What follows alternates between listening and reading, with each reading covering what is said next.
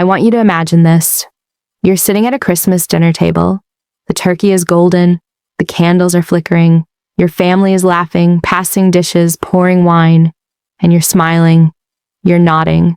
You're playing the role of the perfect daughter, the perfect wife. But your hands are shaking under the table because 30 minutes ago, you found a text message on your husband's phone. And that text message, it was from your mother. Not a Merry Christmas, sweetheart kind of text. No, it was the kind of text that makes your stomach drop to the floor. The kind that makes you realize your entire life has been a lie. The kind that contains words like, I miss your touch, and when can we be alone again? And ends with a heart emoji. From your mother. My name is Sarah. I'm 32 years old. And this is the story of how I discovered that my husband, Mark, had been sleeping with my mother for 8 months, how I found out at Christmas dinner, and how I made sure everyone at that table knew the truth before the night was over. But to understand how we got here, to this moment of absolute destruction, I need to take you back. Back to the beginning, back to when I thought I had the perfect life. I've always been, let's call it reliable, the good daughter, the one who did everything right. I got straight A's in school, I went to a respectable college, I married a man my parents approved of, I bought a house in the suburbs with a white picket fence, literally a white picket fence. My mother used to introduce me to her friends like I was a trophy. This is my daughter, Sarah. She's a nurse practitioner. Just bought a beautiful home, married to a wonderful man. She'd beam, she'd glow, and I'd stand there feeling like a show pony, but also proud? I thought I was making her proud. My mother's name is Linda. She's 54. She's one of those women who refuses to age gracefully, not because she's vain, but because she's terrified of becoming invisible. After my father left her when I was 16, she spiraled. She went through a phase of dating younger men, getting Botox, wearing clothes that were, let's say, aggressively youthful. But by the time I got married, she'd calmed down, or so I thought. She seemed genuinely happy for me. She loved Mark. She'd always tell me how lucky I was to have found such a good man. Mark. God, where do I even start with Mark? We met 7 years ago at a hospital fundraiser. He's a pharmaceutical sales rep. Charming, confident, the kind of guy who can talk to anyone. He has this smile that makes you feel like you're the only person in the room. That's what got me. That smile. We dated for 2 years, got engaged at a vineyard in Napa, had a wedding with 200 guests. My mother cried during the ceremony. She told me in front of everyone that I'd found my soulmate. I believed her. The first few years of marriage were good. Not perfect, but good. We had our routines. He'd travel for work sometimes, gone for a few days at a time. I'd work my shifts at the hospital, come home to an empty house, text him goodnight. It was normal. It was what I thought marriage was supposed to be. But about a year ago, things started to shift. Mark became distant, not in an obvious way. He wasn't cold or cruel. He was just absent. Even when he was home, he wasn't really there. He'd be on his phone constantly. He'd come to bed late, claiming he had to finish work emails. Our sex life dwindled to once every few weeks, and even then, it felt mechanical, like he was going through the motions. I asked him about it. Of course I did. Is everything okay? Are we okay? And he'd smile, that same smile that made me fall in love with him, and say, Baby, everything's fine. I'm just stressed with work. I promise it's nothing. I wanted to believe him. So I did. I threw myself into my job. I took extra shifts. I convinced myself that all marriages go through rough patches, that we'd find our way back to each other. And then there was my mother. Over the past year, my mother had become different, happier. She'd lost weight. She was glowing. She'd started wearing perfume again, doing her hair, dressing up even when she wasn't going anywhere special. I asked her about it once.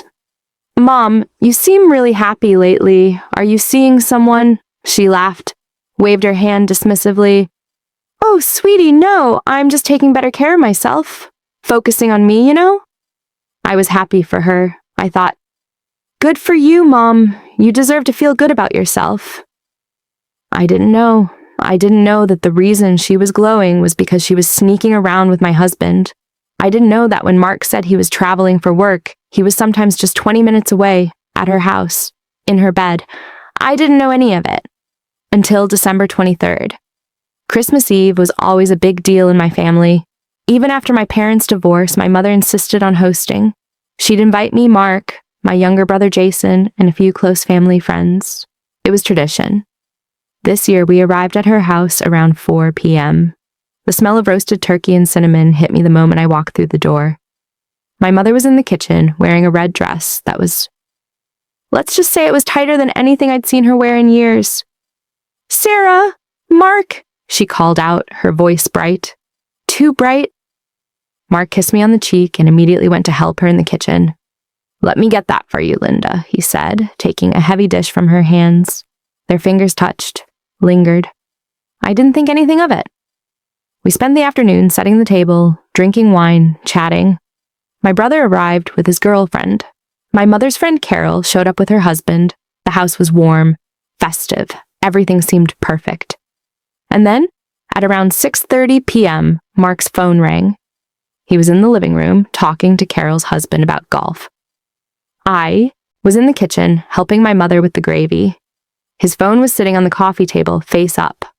I saw it light up. A text message notification from L. I froze. L. My mother's name is Linda, but Mark had her saved in his phone as Linda, Sarah's mom. I'd seen it before. So who was L? I glanced toward the living room. Mark was still deep in conversation. My mother was stirring the gravy, humming to herself. I walked over to the coffee table, picked up his phone. The preview of the text message read, "Can't wait to see you later, baby. Tonight was..." The message was cut off, but I didn't need to see the rest. My hand started trembling. My heart was pounding so loud I thought everyone in the room could hear it. I unlocked his phone. I knew his passcode, 1234. He'd never changed it. He'd never thought he needed to. I opened the message thread, and that's when my world collapsed. The messages went back months. "Lear, I miss you already. When can I see you again?" Mark, "Tomorrow night, I'll tell Sarah I have a work dinner." Labe, "You're so bad. I love it." Mark, "You bring out the bad in me." I scrolled up, further. Lum, "I can't stop thinking about last night. You make me feel alive again." Mark, "You're incredible. I've never felt this way before." Law, "Do you think she suspects anything?" Mark, "No, she's clueless. She trusts me." Clueless! She trusts me. I kept scrolling. My vision was blurring. My hands were shaking so badly I almost dropped the phone. And then I saw a photo. A photo that Mark had sent to L. It was him, shirtless, in a mirror, in a bedroom I didn't recognize. And then a photo from L to Mark, a woman, in lingerie, posing, smiling. It took me a moment to process what I was seeing. The photo was taken at an angle. The lighting was dim. But I could see enough. I could see the curve of her face, the shape of her body, the small birthmark on her shoulder. A birthmark I'd seen my entire life, because it was my mother's birthmark. Elle wasn't some random woman. Elle was Linda. Elle was my mother. My husband was having an affair with my mother. I stood there frozen, staring at the phone. My brain couldn't process it. It couldn't make sense of it. This wasn't real. This couldn't be real. But it was. The messages, the photos, the words. "I love you." "I can't wait to be with you." "Tonight after everyone leaves." Tonight. After everyone leaves. They were planning to meet tonight, after Christmas dinner, after I went home, thinking everything was fine. They were going to fuck in my mother's bed. While I drove home alone, I felt like I was going to vomit. I heard footsteps behind me. I quickly locked the phone and set it back down on the coffee table. My mother appeared in the doorway. "Sarah, honey, can you help me with the..." She stopped, looked at me. "Are you okay? You look pale." I stared at her red dress, at her carefully applied makeup, at the smile on her face, a smile that was a lie. Everything was a lie. "I'm fine," I heard myself say. My voice sounded distant. hollow. Just feeling a little lightheaded. I think I need some air. Oh, sweetie, go sit down. Dinner's almost ready. I nodded, walked past her, out to the back porch. The cold December air hit my face. I gripped the railing, tried to breathe. My husband was sleeping with my mother. My mother was sleeping with my husband. The two people I trusted most in the world. And they'd been doing it for 8 months. 8 months of lies. 8 months of sneaking around. 8 months of me being clueless. I wanted to scream. I wanted to run inside and flip the table. I wanted to grab Mark by the throat and demand answers. I wanted to slap my mother across the face, but I didn't, because in that moment, standing on that cold porch, something shifted inside me. The shock began to harden into something else, something cold, something calculating. If I confronted them now, privately, they'd deny it. They'd gaslight me. They'd make excuses. Mark would cry. My mother would cry. They'd beg for forgiveness. And maybe I'd be weak enough to believe them, to give them a second chance. No, they didn't deserve a second chance. They didn't deserve privacy. They didn't deserve the opportunity to spin this into something it wasn't. They deserved to be exposed, publicly, in front of everyone, at Christmas dinner. I pulled out my own phone, opened my camera, and I went back inside. Dinner was served at 7 p.m. We all sat around the table, my mother at the head, Mark to her right, me to her left. My brother Jason and his girlfriend Emily across from us. Carol and her husband at the other end. The turkey was carved, the wine was poured. Everyone was laughing, chatting, toasting. And I was planning. I smiled, I nodded, I passed dishes. I pretended everything was fine, but inside my mind was racing. I needed proof. Concrete, undeniable proof. The text messages on Mark's phone weren't enough. He could claim they were taken out of context. The photos could be explained away as some bizarre misunderstanding. No, I needed more. I needed them to confess. I needed them to hang themselves. I excused myself from the table. Just need to use the restroom? I said sweetly. I went upstairs to my mother's bedroom, her bedroom, the place where I used to go as a child when I had nightmares, the place where she used to read me stories and stroke my hair and tell me everything would be okay, the place where she'd been fucking my husband. I stood in the doorway, staring at her bed. The bed was made, perfectly made, crisp white sheets, decorative pillows. I walked over to her nightstand, opened the drawer, and there it was, a box of condoms, half empty. My mother, who'd been single for over a decade, suddenly needed condoms. I took a photo. I opened her closet, pushed aside the clothes, and there, in the back, I found a men's jacket. Mark's jacket, the navy blue one he'd claimed he'd lost 3 months ago. I took a photo. I went to her bathroom, opened the medicine cabinet, and there was men's deodorant, men's cologne, Mark's cologne, the same one he wore every day. I took a photo. I went back downstairs. My heart was pounding, but my hands were steady. I sat back down at the table, picked up my wine glass, took a sip. Mark glanced at me. "You okay, babe? You've been quiet." I smiled at him.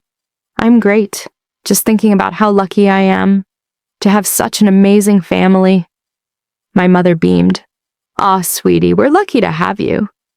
I wanted to throw the wine in her face. Instead, I raised my glass, a toast to family, to trust, to loyalty. Everyone raised their glasses. To family. We clinked glasses, drank, and I thought, just wait, just wait. The meal continued. We ate.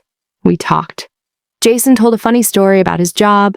Carol's husband complained about his golf game. My mother talked about the new yoga class she'd been taking. "I've been going 3 times a week," she said, laughing. "It's really helped with my flexibility." Mark choked on his wine. I watched him. Watched the way he avoided eye contact with her. Watched the way his leg bounced under the table. Watched the way he kept checking his phone. He was nervous. Good. Dessert was served. Pumpkin pie and vanilla ice cream. My mother had outdone herself. Everything was perfect. Picture perfect. I ate my pie slowly, methodically, planning my next move. And then, as people were finishing their desserts, I said, "You know what? I have an idea. Let's play a game." My brother groaned. "Sarah, no, not one of your games." "Come on, it'll be fun. It's called Secret Santa Confessions. Everyone has to confess one secret, something no one else knows." Carol laughed. "Oh, that sounds dangerous." "It'll be fun," I insisted. "Come on, it's Christmas. Let's be honest with each other." My mother shifted in her seat. "Sarah, honey, I don't think—" "I'll go first," I said, cutting her off. I set down my fork, looked around the table, at Jason, at Emily, at Carol and her husband, at Mark, at my mother. "My secret is—" I paused, let the tension build. "My secret is that I know when people are lying to me. I've always had this sixth sense about it. I can see it in their eyes, the way they avoid looking at me, the way their voice changes. And lately, I've been noticing a lot of lies from people I trust." The table went quiet. Mark cleared his throat. "Sarah, what—" "Your turn, Mark," I said, my voice sweet as honey. "What's your secret?" He stared at me. His face was pale. I don't have any secrets." "Really? Nothing at all?" "No." "Interesting." I turned to my mother. "Mom, what about you? Any secrets you want to share?" She laughed nervously. "Sarah, this is silly. Let's just—" "Come on, Mom. It's just a game." She looked at Mark. A quick glance. Barely a second. But I caught it. And that's when I knew. That's when I knew for certain. They were guilty. And they knew that I knew. "Actually," I said, standing up from the table, "I have something to show everyone." I pulled out my phone. "Sarah, what are you doing?" my mother asked, her voice tight. "Just sharing some photos," I said calmly. "Everyone gather around. You'll want to see this." I walked over to the TV in the living room, connected my phone to it, pulled up the first photo. It was a screenshot of Mark's text messages, the conversation with Elle, the messages about meeting up, about missing each other, about tonight. I projected it onto the 65-inch screen. Jason squinted at it. "What is that?" "These," I said, my voice steady, "are text messages I found on Mark's phone about 2 hours ago. He's been having an affair." The room went silent. Mark shot to his feet. "Sarah, what the fuck? You went through my phone?" "Yes, I did, and I'm glad I did, because I found out that my husband is a cheating piece of shit," Carol gasped. My brother's jaw dropped. Mark looked at my mother, panicked, desperate. "Who's Elle?" Jason asked, staring at the screen. I smiled. "Great question, Jason. Let me show you." I swiped to the next photo, the one my mother had sent Mark, the lingerie photo, the birthmark on her shoulder visible. "This," I said, pointing at the screen, "is Elle, also known as Linda, also known as my mother." The room exploded. "What?" Jason yelled, jumping up from his seat. Carol shrieked, "Oh my God!" Emily covered her mouth. My mother's face went white. "Sarah, that's not—" "Not what, Mom?" I turned to face her. "Not you? Because that birthmark on your shoulder says otherwise. The same birthmark you've had your entire life. The same one I've seen 1,000 times." She opened her mouth, closed it, opened it again. No words came out. Mark stood frozen. His face was red. His hands were shaking. "You fucking bastard," Jason said, moving toward Mark. "You fucked our mother." "Jason, calm down," Mark started. "Calm down!" Jason shoved him. Hard. Mark stumbled backward. "Stop!" my mother screamed. "Everyone, just stop!" "No," I said, my voice cutting through the chaos. "No, we're not stopping. We're just getting started." I swiped to the next photo, the condoms in her nightstand. "These," I said, "are condoms I found in Mom's bedroom. She's been single for over a decade. Why would she need condoms? Unless, of course, she's been fucking her son-in-law." My mother started crying. "Sarah, please." "Please what? Please don't embarrass you. Please keep your dirty little secret." I laughed, a harsh, bitter laugh. "You destroyed my marriage. You destroyed my family. You betrayed me in the worst possible way. And you want me to be quiet about it?" "It's not what you think," Mark started. "It's not what I think?" I spun on him. Really, Mark? Then explain it. To me. Explain the text messages, explain the photos, explain why your jacket is in her closet, explain why your cologne is in her bathroom, explain 8 months of lying to my face, 8 months of making me feel like I was crazy for thinking something was wrong. He said nothing. I swiped to another screenshot, one of their messages. She's clueless, I read aloud. She trusts me. I looked at him, at his pathetic, guilty face. You're right, Mark. I did trust you. I trusted you with my heart, with my life, with my fucking future. And you threw it all away to screw my mother. Tears were streaming down my face now, but I didn't wipe them away. I let them fall. How long? Jason demanded, looking between Mark and my mother. How long has this been going on? My mother sobbed. Jason, please. How long? 8 months, I answered for her. 8 months of sneaking around, 8 months of lies, 8 months of them laughing at me behind my back. We never laughed at you, my mother whispered. I stared at her, at this woman who gave birth to me, who raised me, who I thought loved me. You're worse than him, I said quietly. At least Mark is just a cheating asshole, but you're my mother. You were supposed to protect me. You were supposed to be on my side, and instead, you fucked my husband. She flinched like I'd hit her. Sarah! She reached for me. Don't touch me! I screamed, jerking away. Don't you ever fucking touch me again!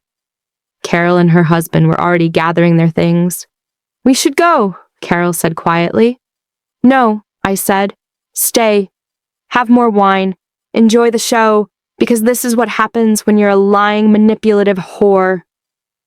Sarah, my mother gasped. What? You don't like that word? Too bad. That's what you are. You're a whore who spread her legs for her daughter's husband. Jason grabbed Emily's hand. We're leaving. Jason, wait, my mother tried. Don't, he said coldly. Don't ever call me again. You're dead to me. He stormed out. Emily followed. Mark still hadn't said anything. He just stood there looking at the floor. You don't even have the balls to defend yourself, I said to him. You're pathetic. Sarah, I'm sorry. Sorry, I laughed. You're sorry? What are you sorry for, Mark? Sorry you got caught? Sorry you destroyed our marriage? Sorry you're a disgusting, pathetic excuse for a man? All of it, he whispered. All of it. I never meant for this to happen. But it did happen. For 8 months. That's not an accident. That's a choice. You chose her over me. Every single day you chose her. I love you. No, you don't, I yelled. You don't love me. You never loved me. If you loved me, you wouldn't have done this. I looked at my mother.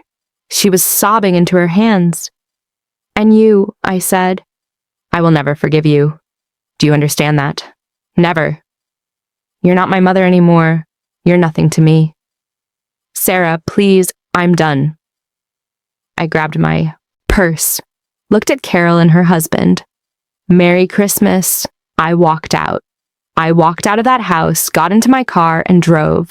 I didn't know where I was going. I just drove, and I cried. I cried harder than I've ever cried in my life. The aftermath, rebuilding. That was 6 months ago. 6 months since the worst Christmas of my life. 6 months since I discovered the ultimate betrayal. I filed for divorce the next day. Mark didn't contest it. He knew he couldn't. I told him to get his shit out of the house within a week or I'd burn it. He got it out in 3 days. He tried to apologize multiple times. He sent me emails, texts, voicemails. He showed up at my work once. I had security escort him out. He didn't understand that there's no coming back from what he did.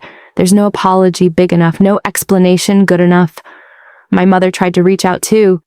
She wrote me a letter, a long rambling letter about how it just happened and how she never meant to hurt me and how she hoped we could one day reconcile.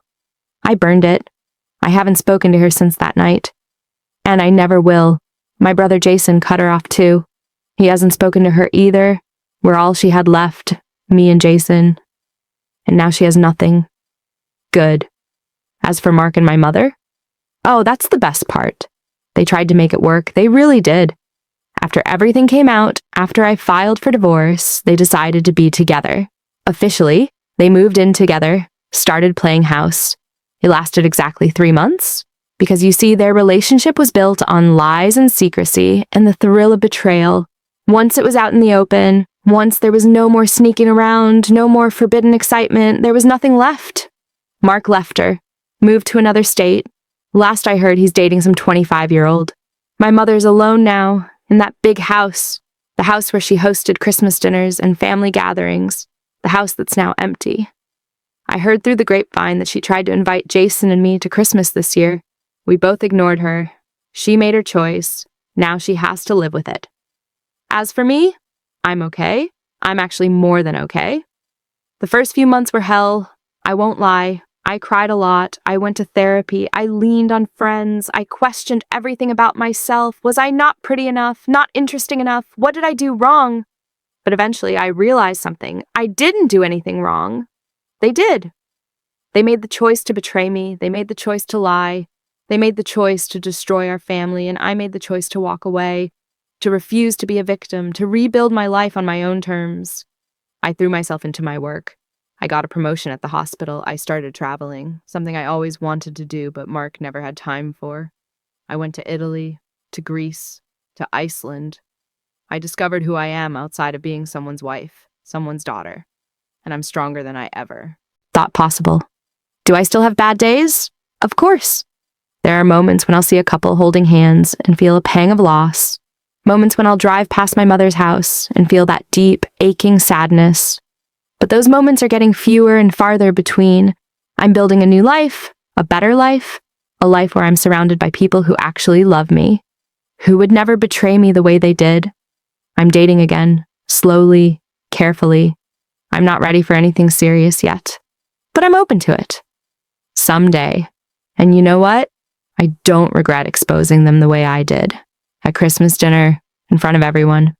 Some people have told me I should have handled it privately, that I was too harsh, too dramatic. But I don't agree. They humiliated me for 8 months. They made a fool of me. They deserve to be humiliated too. They deserve to have their lies exposed, their betrayal revealed, their shame made public. And I have no regrets. Because that night, that awful, heartbreaking night, was also the night I took back my power. I refused to be the clueless wife, the naive daughter, the woman who gets cheated on and stays quiet about it. I stood up, I spoke my truth, and I walked away with my head held high. If there's one thing I've learned from all of this, it's this: trust your gut. If something feels off, it probably is. If someone's behavior changes, there's usually a reason. If you feel like you're being lied to, you probably are. I ignored the signs for months. I convinced myself everything was fine. I told myself I was being paranoid, insecure, crazy. But I wasn't. My instincts were right, and I should have listened to them sooner. I also learned that betrayal doesn't always come from strangers. Sometimes it comes from the people you love most, the people you'd never suspect, your husband, your mother, the people who are supposed to have your back. And when that betrayal happens, you have a choice. You can let it destroy you. Let it make you bitter and broken and afraid to ever trust again. Or you can let it transform you. Let it make you stronger. Let it teach you that you're capable of surviving anything. I chose the latter. And if you ever find yourself in a situation like mine, if you ever discover a betrayal so deep it feels like your world is ending, I hope you choose the latter too, because you will survive, you will rebuild, and you will come out stronger on the other side. I promise. As for Christmas, well, I won't be hosting any dinners. I won't be going to my mother's house. I won't be sitting at a table pretending everything is fine. This year, I'm spending Christmas in Bali with friends, with people who actually give a damn about me. And I can't wait, because I've learned that family isn't just about blood. It's about loyalty. It's about trust. It's about people who show up for you, who have your back, who would never, ever betray you the way mine did. And I've found my family, my real family. They're not related to me by blood, but they're more family than my mother ever was. So if you're listening to this, if you're someone who's been betrayed, who's been lied to, who's been made to feel like you're not enough, I want you to know something. You are enough. You were always enough. And the people who betrayed you, They're the ones who aren't enough. They're the ones who are broken and selfish and incapable of real love. Not you. Never you. You deserve better. And you will find better, I promise. Merry Christmas, and fuck anyone who doesn't deserve you.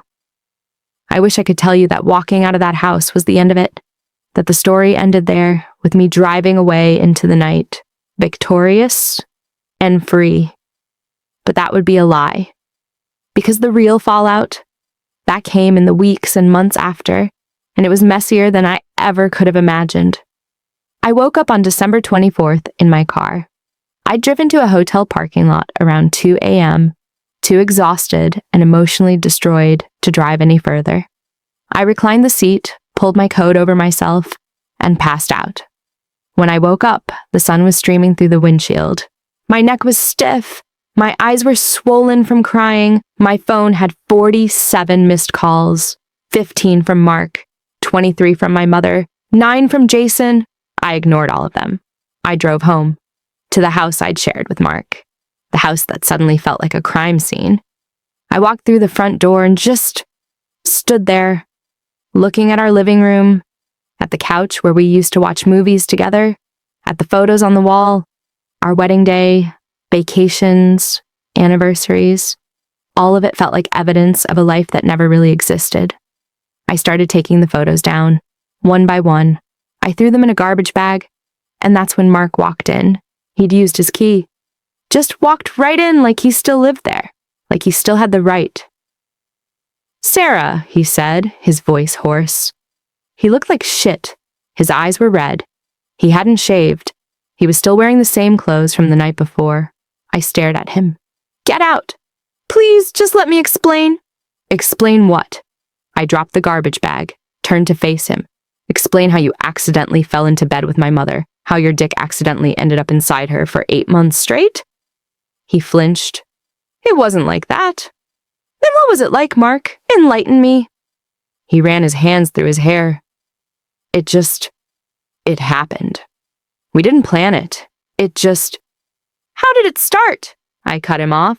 "I want to know. How does someone start fucking their wife's mother? Walk me through it."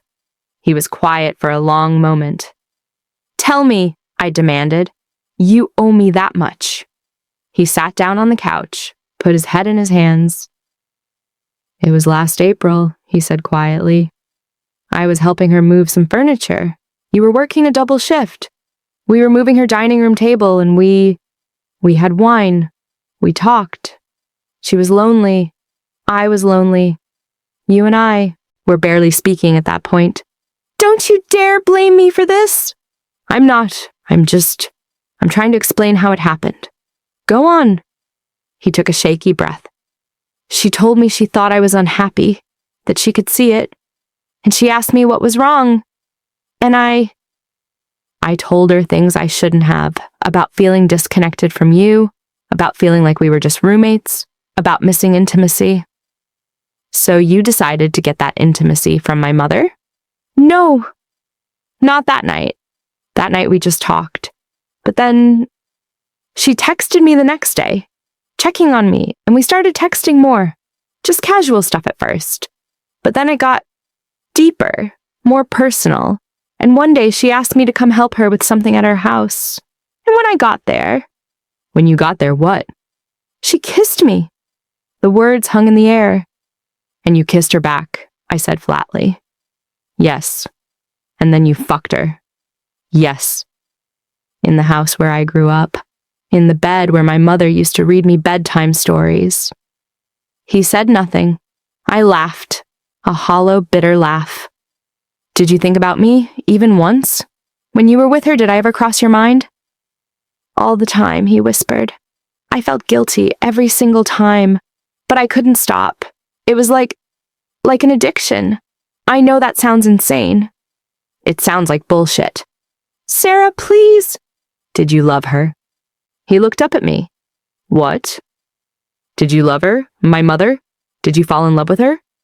I don't know. Maybe. In a way. Something inside me snapped. I picked up a picture frame from the side table, our wedding photo, and threw it at him. It missed his head by inches and shattered against the wall. out!" I screamed. "Get out of my house! Get out of my life!" He stood up, backing toward the door. "Sarah, please, can we just—" "The only thing you can do for me is sign the divorce papers when they arrive, and then you can disappear. Forever. Do you understand?"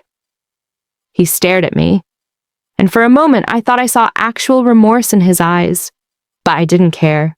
Remorse doesn't undo betrayal. "I'm sorry," he said one last time, and then he left. I locked the door behind him, changed the locks that same day.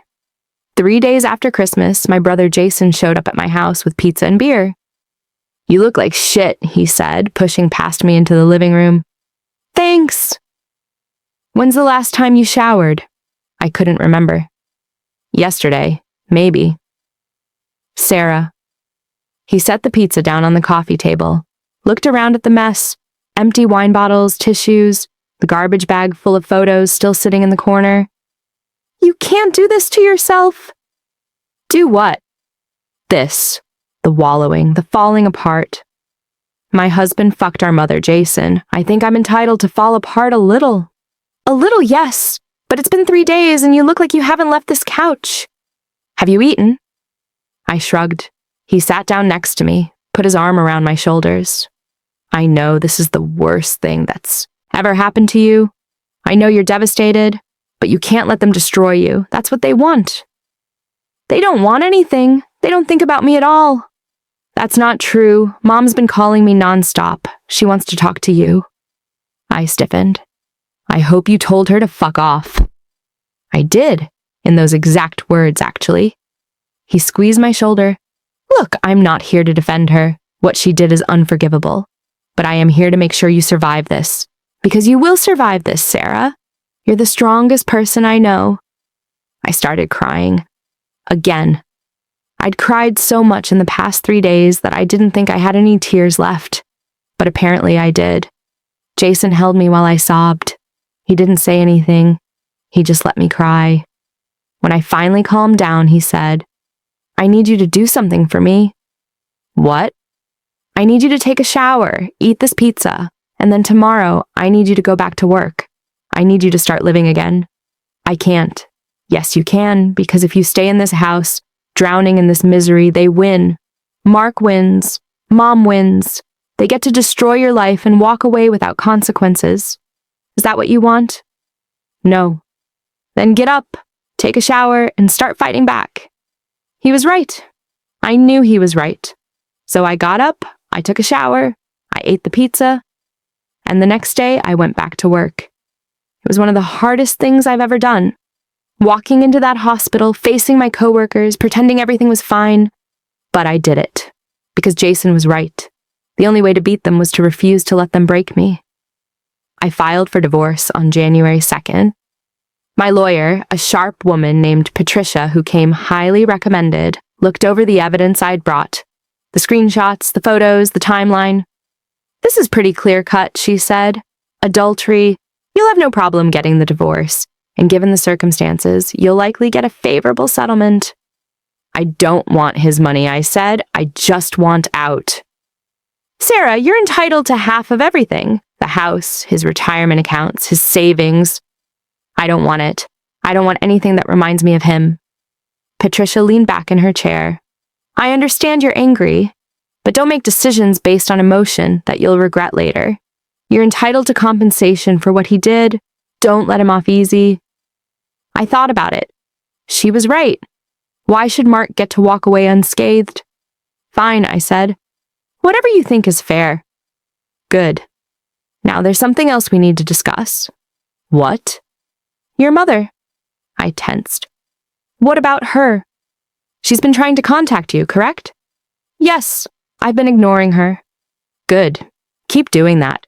Because if this goes to court, which it likely won't, but if it does, any communication between you and her could be used against you. Mark's lawyer could argue that you're emotionally unstable, that your claims are exaggerated." "Exaggerated? I have proof." "I know, and that proof is ironclad. But I'm just warning you. Stay away from your mother. Don't answer her calls. Don't respond to her messages. Don't engage with her at all. It'll only complicate things." I nodded. Not that I had any intention of talking to my mother anyway. Patricia shuffled some papers. One more thing. Mark's lawyer reached out to me this morning. Already? He wants to settle. Mark doesn't want this to go to court. He's willing to agree to your terms. My terms? Full ownership of the house, half of his retirement and savings. He keeps his car and personal belongings. Clean break. When can we do it? He wants to sign by the end of the month. Good. The sooner the better. Do it, I said. It was February 14th, Valentine's Day. I was at work, doing rounds, when my phone buzzed. A text from an unknown number. Unknown. Sarah, it's me, your mom. Please don't delete this. I just need you to know I'm sorry. I know I can never make this right, but I need you to know it's killing me. I miss you. I love you. Please let me explain. I stared at the message for a long time. Part of me, the part that was still the little girl who loved her mother, wanted to respond. Wanted to hear her out. Wanted to believe that there was some explanation that could make sense of this. But the rational part of me knew better. There was no explanation. There was no excuse. There was nothing she could say that would change what she did. I blocked the number. 2 days later, she showed up at the hospital. I was leaving my shift, exhausted, when I saw her standing by my car in the parking lot. She looked terrible, thinner, older. Her hair wasn't done. She wasn't wearing makeup. She looked like she'd aged 10 years and 2 months. Sarah, she said when she saw me. I froze. Please, just 5 minutes. That's all I'm asking. No. Sarah, please. You need to leave right now, or I'll call security. I just want to explain. There's nothing to explain, I shouted. People in the parking lot were staring now. I didn't care. You fucked my husband. You destroyed my marriage. You destroyed our family. What is there to explain? I know what I did was wrong. Wrong? Wrong? That's the understatement of the fucking century. She was crying now. I never meant to hurt you. But you did. You did hurt me in the worst possible way. And now you expect me to just... What? Forgive you? Forget about it? Pretend it never happened? No, I just want you to know that I'm sorry. That I hate myself for what I did.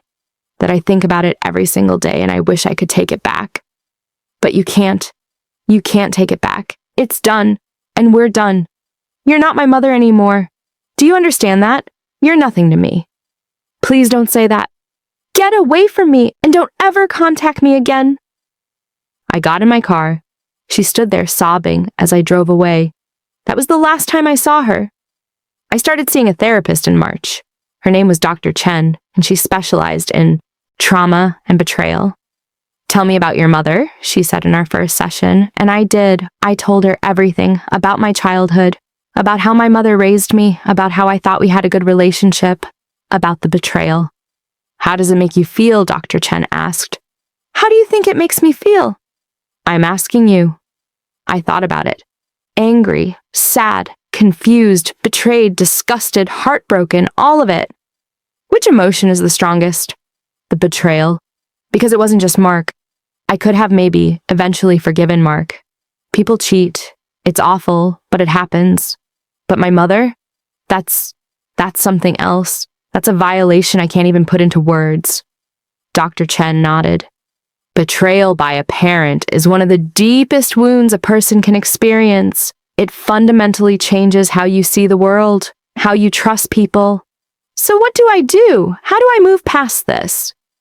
First, you need to grieve. Not just the loss of your marriage, but the loss of your mother. The mother you thought you had. Because that person, the person you thought she was, she's gone. You're mourning her death in a way. I hadn't thought about it like that. But she was right. The mother I'd known my whole life, the one who braided my hair and baked me cookies and told me she'd always protect me, that woman was dead. She never really existed. And second, Dr. Chen continued, you need to rebuild your sense of self. Right now, your identity is wrapped up in what they did to you. You're the woman whose husband cheated with her mother. But you're so much more than that. You need to remember who you are outside of this trauma. Over the following months, Dr. Chen helped me do just that. We talked about my childhood, about my patterns in relationships, about my need to please people, about my fear of abandonment. Your father left when you were young, Dr. Chen pointed out, and you spent your entire life trying to make sure no one else would leave. You became the perfect daughter, the perfect wife. You did everything right, thinking that would keep people in your life. But it didn't work. No, because other people's choices aren't about you. Mark didn't cheat because you weren't good enough. He cheated because he's selfish and broken. Your mother didn't betray you because you failed her. She betrayed you because she's damaged and desperate. So it's not my fault. It's not your fault. I cried during that session. Hell, I cried during most of my sessions. But slowly, over time, something shifted. I started to believe Dr. Chen. I started to believe that I wasn't the problem, that I deserved better, that I was worthy of real love, and I started to heal. The divorce was finalized in April. 4 months after that Christmas dinner, 4 months after my life imploded. Mark and I never spoke again after that day in my house. Everything went through our lawyers. He signed the papers without contest, gave me the house, gave me half of everything. I heard through mutual friends that he moved to Arizona, started over, met someone new.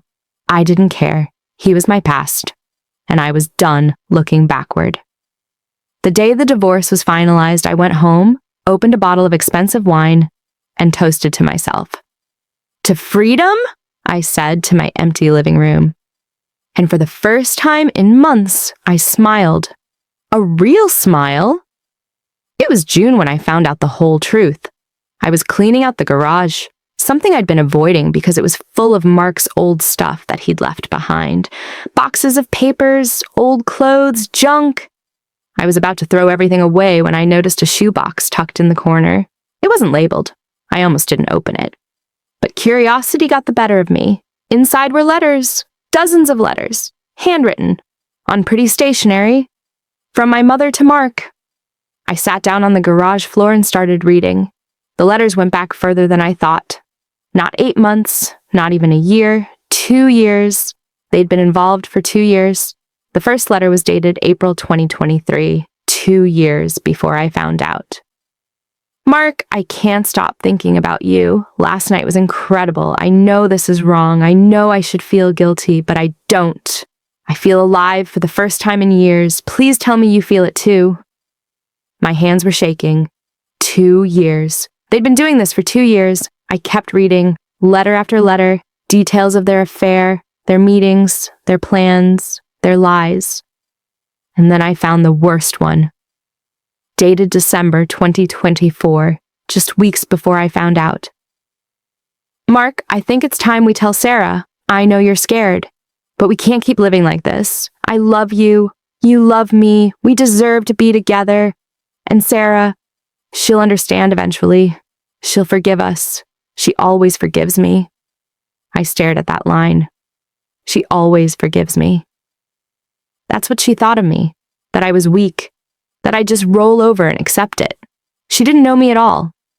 I threw the letters back in the box, took them inside, and I did something I'd been resisting for months.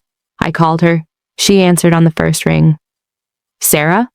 Her voice was breathless, hopeful. You have 5 minutes, I said coldly. Oh my God, Sarah, thank you. Thank you so much for calling. I've been wanting to talk to you for so long. I found the letters. Silence. All of them. From the past 2 years. So I know it wasn't 8 months. It was 2 years. 2 fucking years of lying to my face. Sarah, I can explain. No, you can't, because there's no explanation. But I do have a question. Just one. Anything. In one of your letters, you wrote that you thought I'd forgive you eventually, that I always forgive you. Is that really what you thought? That I'd just accept this? More silence. Answer me. I hoped. I knew you'd be hurt, but I thought maybe with time. You thought I was weak? No. I thought you loved me. I thought our bond was strong enough to survive anything. I laughed. A cold, hard laugh. Our bond? You destroyed our bond. You took a sledgehammer to it. There's nothing left. Sarah, please. I called to tell you something. I'm moving. I'm leaving this city, starting over somewhere new, and I never want to hear from you again. Don't call, don't write, don't show up at my new home. If you do, I'll file a restraining order. Do you understand? Where are you going? That's none of your business. Sarah, you're my daughter. No, I'm not. Not anymore. I stopped being your daughter the moment you decided to fuck my husband. Goodbye, Linda. I hung up, and that was the last time I ever spoke to her. I moved to Seattle in August, a fresh start, a new city, a place where no one knew my story, where I could just be Sarah, not the woman with the nightmare family.